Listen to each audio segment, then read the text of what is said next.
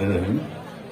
সম্মানিত নেতৃবৃন্দ, আমরা জুলাই আগস্টের পরে ছাত্র জনতার আন্দোলনের পরে আজকে মুক্ত হাওয়ায় আমরা কালিয়াকৈর উপজেলা এবং পৌর বিএনপি ও অঙ্গ সংগঠনের পক্ষ থেকে আজকে আমরা এই মুক্ত হাওয়ায় আমাদের দেশনেত্রী বেগম খালেদা জিয়া, জনাব তারেক রহমান সাহেবের সহ যারা এই 5 আগস্টে যারা মৃত্যুবরণ করছে, যারা আহত হয়েছে, তাদের জন্য আমরা পৌর বিএনপি ও অঙ্গ সংগঠন সহ আমরা আজকে এই দোয়া মাহফিলের আয়োজন করেছি। অনেক লড়াই, অনেক সংগ্রাম আছে, অনেক ষড়যন্ত্র আছে। আমরা এক বিএনপি আর এক বিএনপির সমালোচনা করছি, এটা কোন বিএনপির আদর্শের কর্মীর কাণ্ড হতে পারে না।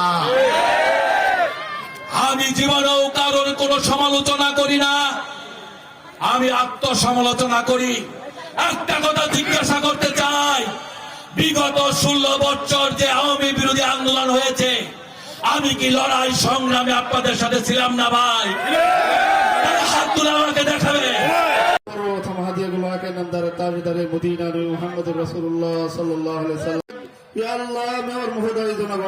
আল্লাহ